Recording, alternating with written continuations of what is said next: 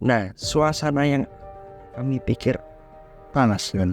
bahkan salah satu teman saya itu sempat guyon bilang gini, kalau nanti sampai ada orang yang meneriaki kamu, aku yang akan berdiri neriaki dia. Padahal ternyata orang-orang yang hadir hari itu mereka datang dalam keadaan gelas kosong. Jadi tidak membawa pikiran-pikiran mereka. Mereka benar-benar siap menerima suara dari Indonesia itu seperti apa. Itu di mata kamu. Bagaimana dengan kami?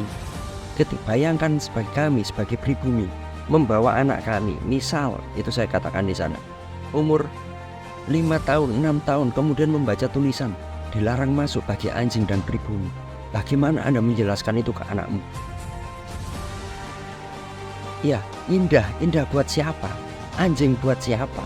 Pikirkan itu. Mereka kita ngelawan Inggris dengan kekuatan sekitar 30.000 personil, 3 matra, darat, laut, udara. Dengan jumlah korban kita juga total loss-nya juga paling gede. Berapa mencatat diperkirakan antara 10.000 sampai 15.000 pejuang. Ya, warga Surabaya terbunuh dalam peristiwa itu. 28 Oktober terjadi perang melawan 5.000 pasukan ini. Inggris pun mencatat bahwa mereka we are almost being wiped out. Kami hampir disapu bersih di Surabaya.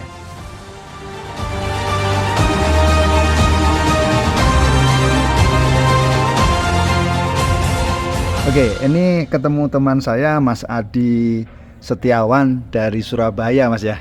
Siap. Ini salah satu komunitas di Roderbook ya. Roderbook, Surabaya. Nah, Surabaya. Mas kira-kira bisa cerita nggak komunitas ini apa yang dilakukan?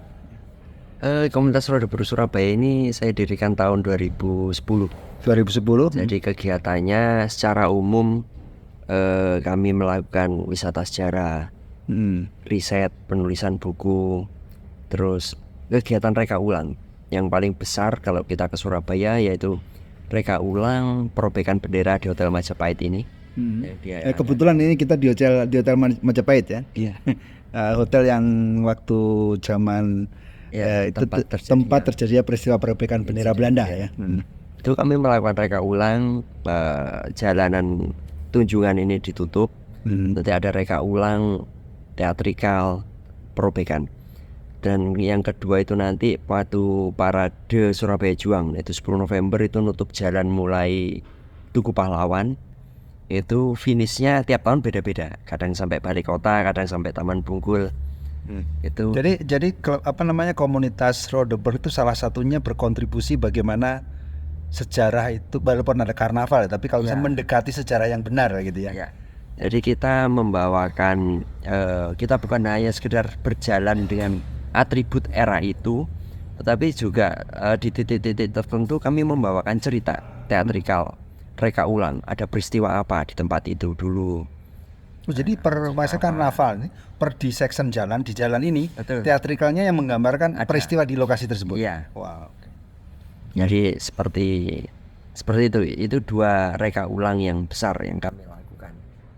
Oke, Mas Adi, saya dengar kan sebenarnya alumni teknik sipil ya di ITS, tapi kemudian jadi pemerhati atau bahkan aktivis yang di bidang pemerhati sejarah Kota Pahlawan atau Kota Surabaya. Ini mulainya bagaimana, Mas? Ya mungkin di alam bawah sadar ya. Waktu saya kecil saya banyak mendengar cerita tentang pertempuran Surabaya, dan dari teman-temannya kakek, teman-temannya nenek, saya sering mendengar selentingan-selentingan ketika mereka kumpul cerita. Terus ketika saya besar, saya menemukan buku di loaan buku. Ini zaman bukan menemukan, mencari berarti kan? Iya. Kalau menemukan kan di jalan. Ini mencari ke tempat loakan ya, buku-buku kuno gitu ya. Buku-buku tentang perang Surabaya, dan ketika saya mulai membaca itu, mungkin itu terhubung sama memori-memori masa kecil ketika saya mendengar cerita. Terus saya membaca, seperti ini kejadiannya. Saya ingin tahu lebih banyak lagi. Saya membeli lebih banyak lagi buku, membaca lebih banyak lagi buku. Itu membuat saya semakin bisa memahami, situasi seperti itu, saat itu seperti ini.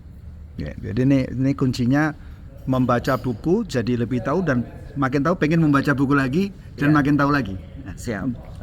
Tadi ada cerita Mas Adi sempat diundang ke Belanda ya untuk ngisi seminar lah atau seperti apa. Ya. Itu apa di sana? Apa seminar yang kita bawakannya apa? Yang paling baru sih tahun kemarin ya, akhir tahun kemarin itu adalah 2023 berarti. 2023 Ya. November waktu Hari Pahlawan. Itu saya diundang ke Amsterdam untuk terlibat debat terbuka tentang pertempuran Surabaya, tentang tokoh Bung Tomo. Karena kita melihat Bung Tomo sebagai pahlawan, tetapi Belanda Sebagai ya, penjahat. melihat Bung Tomo adalah seorang teroris, Betul sekali ya. seorang kriminal, penjahat. Dan di sana kami terlibat ya debat apa yang mereka tuduhkan, ya kita sanggah sama arsip-arsip juga. Jadi arsip yang mereka tunjukkan pun ya kita harus menganalisa seberapa valid arsip ini. Ketika kita istilahnya melakukan triangulasi data, kita benturkan sama arsip-arsip lain yang sejaman juga. Ini masih seberapa relevan kesaksian di arsip ini.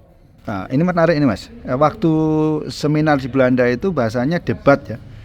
Debat terbuka tentang Surabaya, tentang Kota Pahlawan, tentang Bung Tomo. Nah, ini tentu sama diserang banyak orang di Belanda ya. Karena bagi mereka kan Bung Tomo teroris. Gimana cerita prosesnya itu waktu itu? Jadi sejujurnya ya, waktu saya mau datang ke sana, itu auranya udah cukup menegangkan. Karena semua orang menduga ini akan jadi debat yang cukup panas. Betul. Karena panas dan emosional. Karena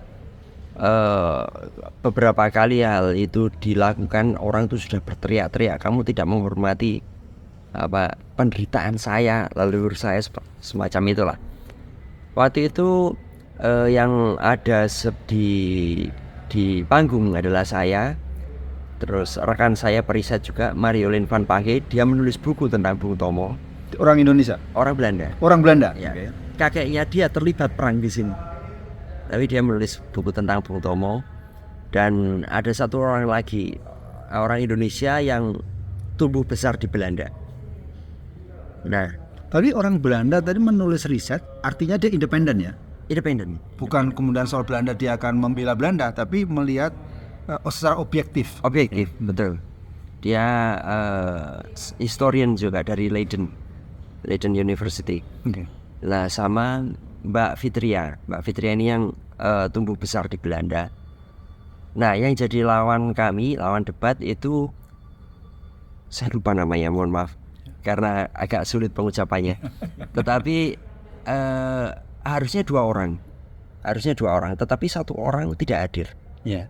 Udah mendekati hari H, tiba-tiba dia membatalkan. Padahal orang ini cukup aktif menulis tentang orang nyebutnya periode bersiap, ketika digambarkan orang-orang Indo-Belanda atau Belanda sipil itu dibunuh dengan kejam di Indonesia. Itu dia sangat aktif nulis itu. Dan sebenarnya saya sangat berharap bisa bertemu sama dia, debat langsung di situ, tapi dia nggak hadir. Nah, suasana yang awalnya kami pikir akan panas kan?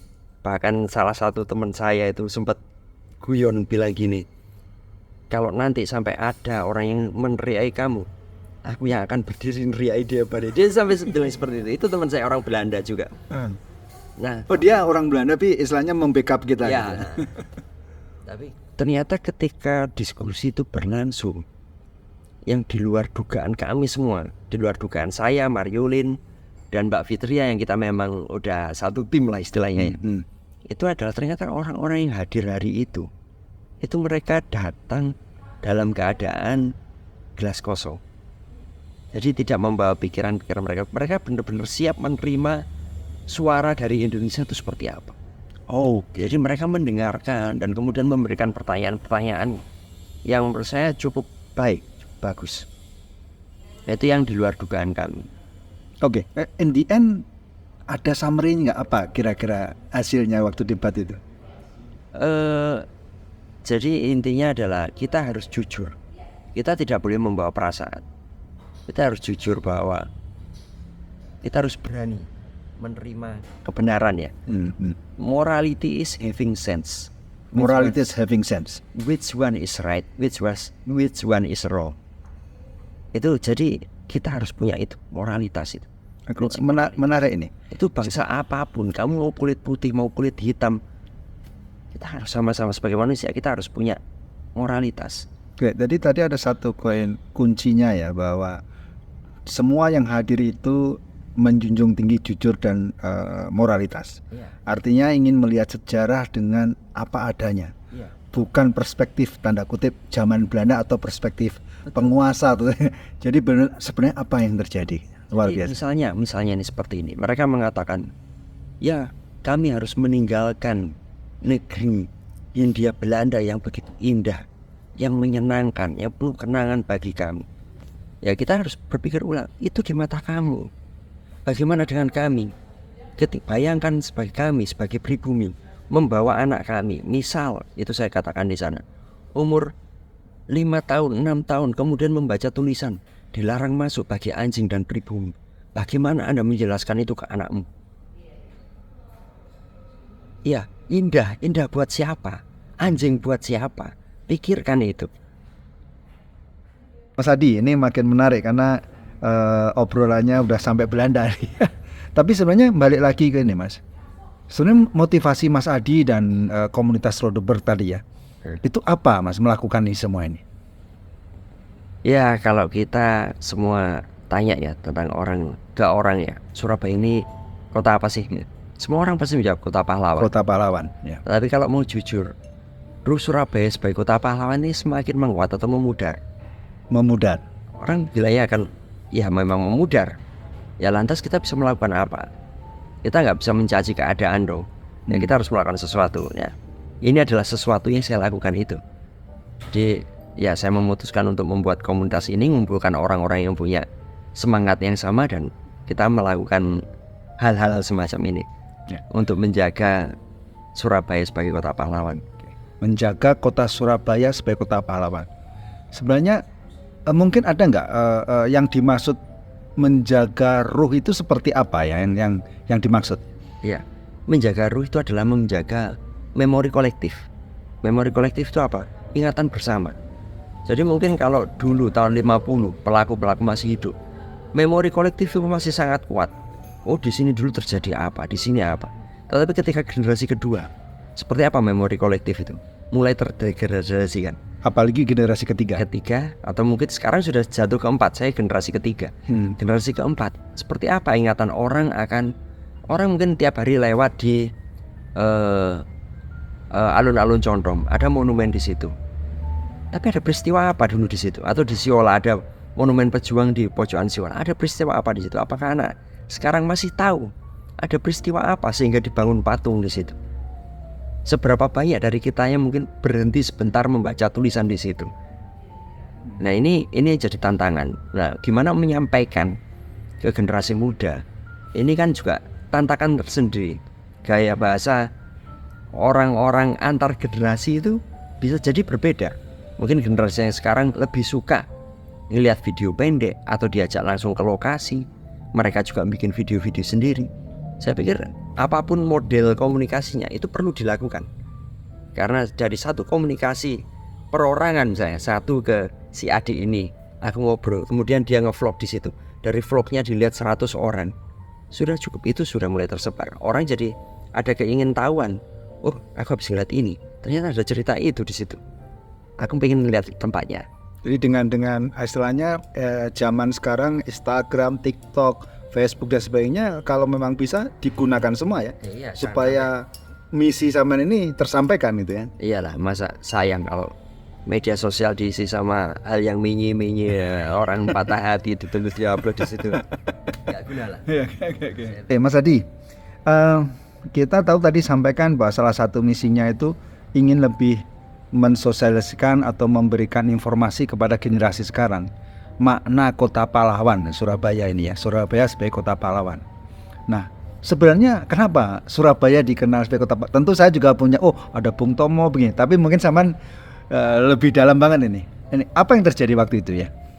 Ya, disebut kota pahlawan itu karena di sini terjadi pertempuran selama perang kemerdekaan ya 45 sampai 49. Ini adalah skala terbesar itu terjadi di Surabaya. Setelah kita merdeka ya, Iya, setelah menyatakan kita merdeka. Kita ngelawan Inggris dengan kekuatan sekitar 30.000 personil, 3 matra, darat, laut, udara. Dengan jumlah korban kita juga total loss-nya juga paling gede ya. Beberapa mencatat diperkirakan antara 10.000 sampai 15.000. 15.000 pejuang. Ya, warga Surabaya yang terbunuh dalam peristiwa itu. Jadi awalnya ketika 17 Agustus proklamasi terjadi di Jakarta, di Surabaya menerima berita pada tanggal yang sama. Kemudian terjadi euforia yang terjadi hanya di Surabaya, di kota lain belum. Yaitu bulan Agustus itu dikenal dengan nama Flagen Aksi atau aksi pengibaran bendera. Aksi pengibaran bendera. Jadi di semua tempat di kota Surabaya. Ini belum perobekan ya, bukan ya? Belum. Nah, oke. Masih Agustus. Jadi di rumah-rumah, kendaraan, Frank Palmos itu mencatat sapi-sapi penari pedati itu pun dicat merah putih sampai seperti itu euforianya orang. Nah, ini membawa dampak psikis yang luar biasa. Kenapa? Karena sebelumnya selama masa pendudukan Belanda bulan Agustus itu kota selalu dipenuhi warna merah putih biru untuk memperingati ulang tahun Ratu Wilhelmina. Ratu Belanda. Oke, saya lagi Mas. Berarti setiap bulan Agustus adalah ulang tahun Ratu Belanda dan sudah dari dulu zaman Belanda bahwa di Surabaya ini orang wajib mengibarkan bendera merah putih biru. Betul. Tapi di khusus Agustus 45 mengibarkan bendera merah putih saja dan serempak ini ya. Serempak. Jadi itu ya euforia pertama kalinya kita bulan Agustus penuh merah putih yang biasanya Merah putih diwajibkan mengibarkan benderanya penjajah memperingati kelahirannya Ratu Penjajah, tapi kali ini berbeda. Jadi itu membawa dampak psikis yang luar biasa. Oke Mas Adi, kelanjutannya gimana cerita tadi? Sudah kita euforia mengibarkan bendera di mana-mana tuh merah putih lah di Surabaya ini ya. Jadi setelah Flagen Aksi itu terjadi peristiwa yang dikenal juga dengan sebutan Het Vlag Incident atau insiden bendera yang terjadi 19 September 45, yaitu ketika orang-orang yang pro Belanda mengibarkan bendera merah putih biru. Orang-orang yang pro Belanda ini orang Indonesia atau orang Belanda? Orang Indo. Orang Indo. Indo ini campuran ya, orang Indo berdarah campuran Indo dan Indonesia dan Belanda. Nah, ketika mereka mengibarkan merah putih biru, ini menjadi alarm buat orang-orang Surabaya bahwa Belanda mau datang lagi, penjajah akan datang lagi. Jadi kita sudah nggak bisa lagi tinggal diam, kita harus melakukan sesuatu, yaitu mempersenjatai diri. Kalau kita udah menduga musuh akan datang kan. Akhirnya di bulan Oktober setelah perobekan September akhir itu sudah mulai terjadi penyerangan pos-pos, patroli-patroli Jepang, diambil senjata-senjatanya. Kemudian Oktober itu Kempetai sudah dikuasai, semua tempat udah jatuh ke tangan Indonesia. Jadi kita memiliki arsenal yang cukup besar pada masa itu. Bahkan surat kabar sejaman menuliskan Surabaya is the Indonesian nationalist fortress. Mereka punya seperti itu karena semua senjata udah jatuh ke tangan pemuda. Artinya senjata yang sebenarnya bukan milik kita tapi miliknya Jepang ya. Betul. Karena mereka punya gudang, salah satu gudang terbesar senjata di Surabaya. Betul. Dan itu diambil alih. Ya, gudang terbesar di Don Bosco. Itu gudang amunisi terbesar konon se-Asia Tenggara itu diambil alih. Semua ada di tangan kita. Nah, Oktober itu setelah kita semua memegang senjata, bermunculanlah laskar-laskar perjuangan yang dibentuk berdasarkan ada tidaknya ikatan emosional. Misalnya teman-teman yang kampung besar bareng mulai kecil, mereka membentuk laskar-laskar di kampung. Di tempat pekerjaan mereka sudah saling kenal, membentuk laskar-laskar perjuangan kayak laskar kereta api, laskar pekerjaan. Oke, berarti ini bukan tentara yang dilatih kemudian merebut senjata ya. Ini benar-benar pemuda-pemuda rakyat yang punya ikatan emosi mau bertahan karena ada indikasi mau diserang. Betul. Luar biasa. Orang-orang yang memiliki dasar militer itu ada sebenarnya. Karena di Surabaya ini memiliki 4 daidan.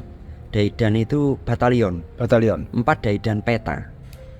Jadi ada 4 batalion peta yang ada di Surabaya. Tapi 4 batalion dibandingkan jumlah orang Surabaya segini banyak kan, ya nggak sebanding. Selain itu juga ada orang-orang bekas Hewu, bekas mungkin dulunya adalah dari tentara Genil yang berpihak ke Republik, itu ada. Jadi tapi tetap komposisinya itu minim.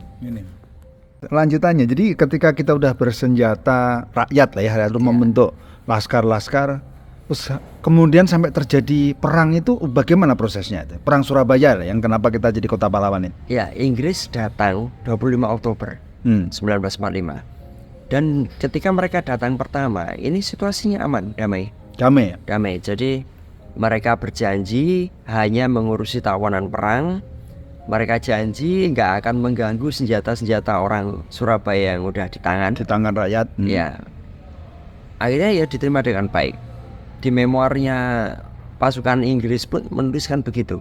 Mereka masih bisa mabuk-mabukan bareng sama pejuang kita di Merok Rembangan. Waktu pertama datang ya. Masih bisa makan bareng di warung. Nah, tapi kemudian di tanggal 27 Oktober mendadak ada pesawat menyebarkan pamflet yang isinya adalah barang siapa membawa senjata api akan ditembak mati. Oke, jadi ini pesawat lewat di atas kota Surabaya menyebarkan selebaran, mengancam bahwa rakyat harus menyerahkan senjata, kalau tidak ditembak mati. Iya. Nah, ini membuat orang-orang Surabaya menjadi marah dan melihat Inggris sama aja seperti Belanda. Kalau perjanjian mereka selalu mengingkari. Mereka minta tempat-tempat untuk markas dikasih sejengkal, minta 1 hektar. Itu akhirnya ya sudah, Surabaya memandang mereka sama seperti Belanda. 28 Oktober terjadi perang melawan 5.000 pasukan ini. Inggris pun mencatat bahwa mereka, we are almost being wiped out. Kami hampir disapu bersih di Surabaya. Dan yang 5.000 orang ini ya? Iya, di bawah pimpinan Brigadir Malabi. Untuk menghentikan itu, mereka menuliskan hanya ada 1 orang yang bisa menghentikan itu, Soekarno. Akhirnya didatangkan Soekarno dan ya, pertempuran bisa berhenti. Tapi di tanggal 30 itu ketika Soekarno kembali ke Jakarta, saat itu sudah kesepakatan gencatan senjata, tapi kan beritanya nggak bisa cepat tersebar. Mereka harus mendatangi lokasi-lokasi pertempuran. Saat mendatangi Internasio, terjadi insiden di mana Malabi terbunuh. Malabi itu adalah salah satu pemimpin tentara Inggris ya? Betul, dia komandan dari 5.000 pasukan yang pertama mendarat itu, Brigadir Malabi. Oke, Mas, tadi kan sudah jadi pemimpin pasukan 5.000 tadi dari Inggris itu terbunuh ya. Terus apa yang terjadi? Karena ini pemimpin tertinggi loh ya. Ya, tentu saja Inggris marah ya, pasukan sekutu marah dan mengatakan akan melakukan pembalasan. Antara tanggal 1 November sampai 9 itu orang banyak menyebut sebagai masa tenang sebelum badai. Masa tenang sebelum badai. Ya. Kalau tenang bahayanya, karena badai akan datang. Oke. Jadi sebenarnya antara tanggal 1 sampai 9 itu ada arsip surat menyurat antara Gubernur Suryo selaku pimpinan Surabaya dengan Jenderal Manser, di mana Gubernur Suryo berharap jangan salahkan Surabaya. Pada intinya surat menyurat seperti itu. Jangan membawa perang ke Surabaya, jangan salahkan orang Surabaya. Mari kita membuat tim investigasi bersama. Siapa yang membunuh Malabi? Jangan langsung salahkan kami. Di sini kota ini banyak orang-orang tidak berdosa. Tetapi Manser secara umum tidak menggubris itu. Dia tetap mendatangkan terus pasukan sampai jumlahnya mencapai 30.000. Sebentar. Tadi sebenarnya dari pemikiran Gubernur sebenarnya tidak ada bukti bahwa Malabi atau kolonel yang saya Brigadir Malabi itu terbunuh oleh siapa? Hanya ditemukan terbunuh. Ya kalau kita ngomong ini supaya sebenarnya dibunuh oleh siapa supaya bisa masuk, ya bisa jadi ya. Jadi benar, Gubernur Suryo meminta supaya itu diinvestigasi. Oke, lanjut Mas. Jadi diminta untuk melakukan investigasi dan jangan asal menyalahkan. Ya. Nah, tapi Mansur selaku pimpinan sekutu di sini tidak mau peduli. Dia terus mendatangkan sampai 30.000 personil dan kapal-kapal perang juga didatangkan. 3 matra dilibatkan sekaligus. Angkatan udara, laut, dan laut. darat. Wah, ini sudah bukan lagi pasukan kecil ya. Ini Iya, udah besar. full power nih. Gelar pasukan ini ya. Nah, itu tanggal 9 mereka menurunkan pamflet lagi agar Surabaya menyerah. 9 November. Ya, menyerah, angkat tangan, ngasihkan senjatanya, dan ya menyerahkan orang yang membunuh Malabi juga. Tapi ya tentu saja itu ditentang, dilawan sama pejuang kita. Ancamannya adalah kalau tidak mau Surabaya akan dihancur leburkan dengan segala kekuatan mereka yang ada. Yang sudah datang 30 ribuan dengan semua kekuatan senjata modern lah ya. Ya, jadi pamflet ini ultimatum ya istilahnya. Itu adalah tantangan. Ultimatum. Ya, tantangan kepada orang Surabaya dan dijawab sama Surabaya dengan tantangan juga. Tapi waktu itu kan belum ada komunikasi ya. Jawabnya orang Surabaya bagaimana, Mas? Menjawab tantangannya kan kalau tadi lewat selebaran. Nah, jawabannya orang Surabaya gimana cara menyampaikannya? Ternyata obrolan dengan Mas Adi Setiawan ini menarik sekali dan panjang. Jadi untuk khusus sesi video ini Bangkit Anak Bangsa membagi menjadi 2 sesi. Ini bagian 1 dan nanti akan ada lanjutannya video bagian 2. Sampai ketemu di video bagian 2. Negara ini kuat karena masih banyak orang-orang baik. Negara ini masih berdiri karena banyak orang-orang yang berbuat untuk sesama. Masih banyak orang-orang idealis dengan niat tulus yang dengan keahlian dan jangkauan tangannya ikhlas berbuat untuk orang-orang di sekitarnya, untuk rakyat luas, untuk kemajuan bangsa. Ia terus berbuat dan melangkah walaupun mungkin jauh dari media, tidak diberitakan dan menempuh jalan sepi. Adi Setiawan, pelopor sejarah Kota Pahlawan adalah salah satunya. Sobat Bangkit Anak Bangsa, ayo kita berlomba, berbuat yang kita bisa untuk menjadi pilar penyangga ketahanan negeri kita.